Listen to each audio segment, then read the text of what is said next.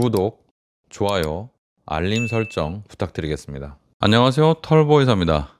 통풍하면 털보이사, 털보이사 하면 통풍이죠. 제가 통풍 환자였고 통풍을 극복하고 지금은 맛있는 거 많이 먹고 아무 문제 없이 합병증 없이 잘 살고 있습니다.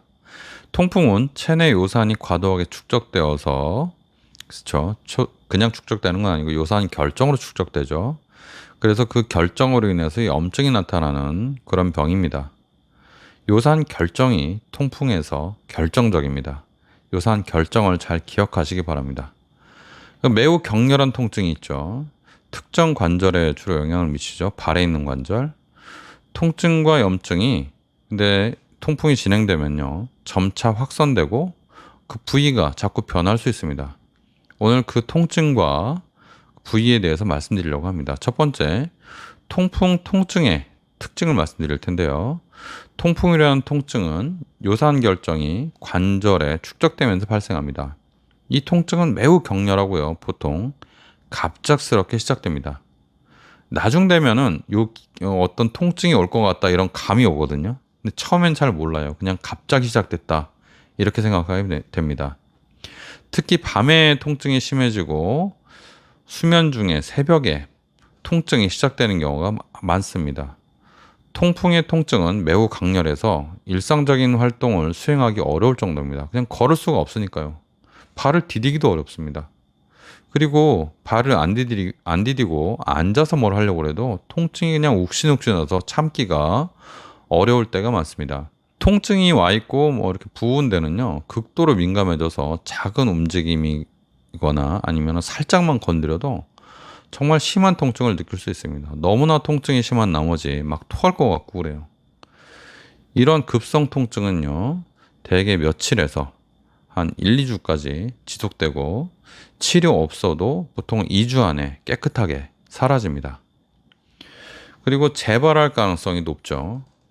처음에는 뭐 6개월 아니면 뭐 7개월, 8개월 이렇게 만에 재발하는 경우도 있고 1년 만에 찾아오는 경우도 있습니다. 그러나 그 간격이 점점 짧아지고 진짜 심하게 되면요. 하루도 안 아픈 날이 없어요.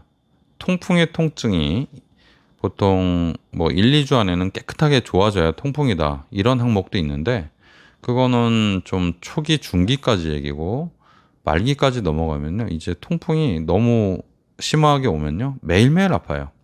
안 아픈 날이 별로 없어요. 통풍이 심한 분들 매일매일 아프다면 정말 나는 통풍이 심해졌다. 그래서 정말 급하게 빨리 치료를 꼭 받으시기 바랍니다. 두 번째로 통풍이 가장 호발하는 부위를 말씀드릴게요. 그건 주로 발가락 관절, 특히 엄지발가락 관절이 제일 많습니다. 보통 50% 정도가 엄지발가락에 통증이 오고요. 첫 번째로 나머지 분들은 주로 발목 같은 데가 많이 옵니다. 보통 붉게 변하고 부어오르고 통증이 심하죠.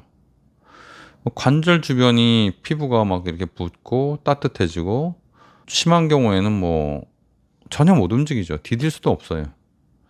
발가락 관절, 발목 관절이 주로 제일 많이 오고 그 다음에 무릎 관절도 옵니다. 그 다음에 팔꿈치, 손가락, 손목 이런 데도 오고요. 점점점 범위가 아래쪽에서 위쪽으로 이렇게 올라오게 됩니다. 나중에 어깨 관절도 옵니다. 세 번째, 통풍이 심해질수록 어디로 번지느냐. 초기 단계에서 적절히 치료되지 않으면 요산 결정이 다른 관절에도 자꾸 퍼지죠. 그래서 좀 전에 말씀드렸지만 발목, 무릎, 손가락, 손목, 팔꿈치, 뭐 아킬레스건, 귓볼, 뭐 귓바퀴 여기요. 귓바퀴, 귓볼 이런 데도 나타나고 심지어 눈꺼풀 같은 데도 나타납니다. 이런 부위에 통풍 결절 이렇게 혹 같은 게 생겼다가 통증이 그냥 확 올라와서 귀가 정말 떨어져 나가는 듯한 온몸에 귀밖에 없는 듯한 그런 느낌이 나타날 수가 있습니다. 그래서 발목에 통증이 없고 위쪽으로 뭔가 통풍의 통증이나 결절이 올라왔으면 이미 심각한 단계로 진행되었음을 의미하고 이런 경우에는 이미 장기, 신장이나 심장 그리고 혈관에 문제가 생겼을 가능성이 높기 때문에 신속한 치료가 필요합니다. 네 번째로 딱 봤을 때 이분은 심각한 통풍이다. 통풍이 심하구나. 이렇게 생각할 수 있는 것은요. 거꾸로 보면 발가락 이외의 부위, 발목의 이외의 부위죠. 그러니까 뭐 팔꿈치, 아킬레스건, 손목, 귓볼, 귓바퀴 이런 쪽에서 통증이나 통풍의 결절이 발견된다면 이미 이분은 통풍의 심각한 단계다. 이렇게 생각하면 되겠습니다. 이럴 때는 단순히 통증 관리에 치중하시면 안 되고 통풍의 진행을 어떻게 하면 억제하고 합병증이 어디까지 와 있는지 파악을 해서 합병증이 더 넘어가지 않게 하는 그런 적극적인 치료가 필요합니다. 이럴 때는 저 같은 신경외과 의사 말고 내과 선생님이 종합적으로 보는 게 필요할 수 있고요. 신장내과 쪽에서 신장을 이렇게 잘 보호하는 그런 약으로 치료를 해야 될 수도 있습니다. 통풍이 방금 언급드린 그런 발목 외에 다른 관절로 이렇게 퍼져 나왔다면 이미 관절 손상뿐만 아니라 아주 복잡한 그런 합병증이 초래할 수 있다. 꼭 기억하시기 바랍니다. 5번째, 요산 낮추는 약물. 우리나라에서는 주로 자이로릭과 페브릭을 많이 쓰는데요. 드물게는 프로베네시드라고 요산 배출을 잘 해주는 그런 약물을 쓰기도 합니다. 근데 여러분들은 우리나라에서는 가장 좋은 약이 페브릭이란 약인데 그 페브릭 만드는 회사에서 연락 좀 주십시오. 통풍제가 열심히 강의하고 있는데 제발 페브릭 연락 한번 주십시오. 연락 한번 못 받았어요. 관계자 얼굴도 못 본 것 같아요, 저는. 어쨌거나 페브릭 좋은 약입니다.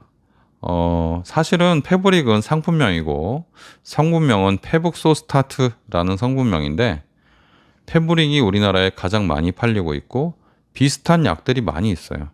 그래서 비슷해요, 이름이.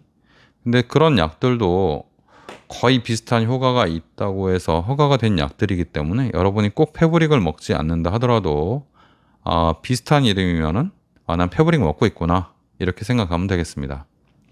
어쨌든 여담이고요. 통풍의 근본 원인은 체내에 요산 결정이 축적이 돼서 생기는 겁니다.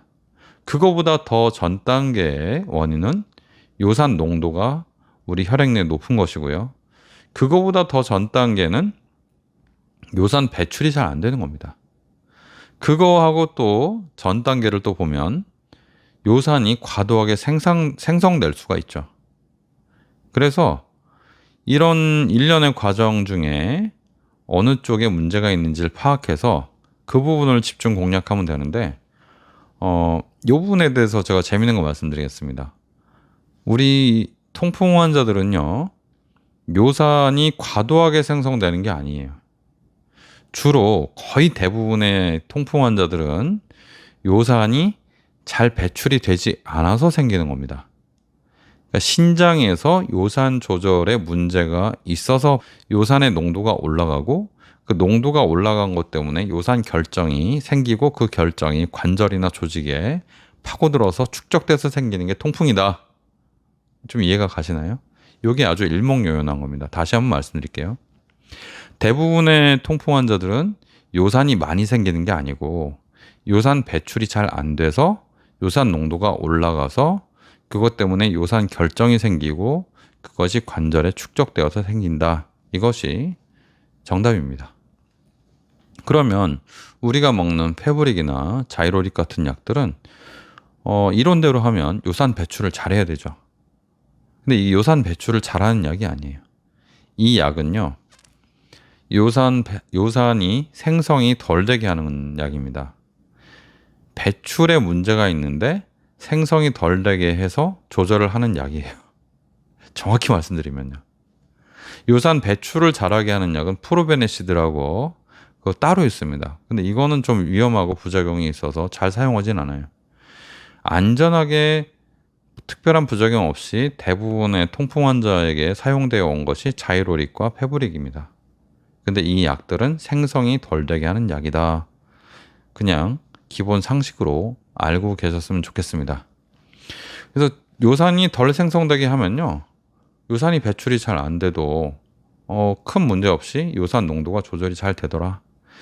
그래서 무슨 부작용이 있나 봤더니 그런 것도 없고 요산 농도가 조절이 잘 되면 통풍도 없어지고, 그리고 계속 먹어서 요산 농도를 적절하게 용량을 맞춰주면 통풍이 재발도 안 되고, 그러니까 요산의 생성이 덜 되게 하는 이 약이 요산의 그 농도를 낮추고 근본적인 통풍의 치료약으로서 지금까지 사용되어 있고 지금도 가장 좋은 일반적인 약으로 되어 있습니다. 물론 특수한 조건에서는요, 프로베니시드나 벤즈, 이거 약도 잘 기억이 안 나는데 뭐 다른 약이 있습니다. 이게 제가 지금 잘 기억이 안 나서 벤즈브로마론인가?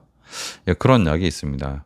근데 우리나라에는 그거는 금기약이라서 사실 기억할 필요가 없습니다. 미국에서는 사용하고 있는데요. 어쨌든 이런 약들을 우리나라에서 잘 사용하지 않고 주로 페브릭이나 자이로릭을 쓴다. 그리고 여러분들은 이런 약만 기억하시면 됩니다.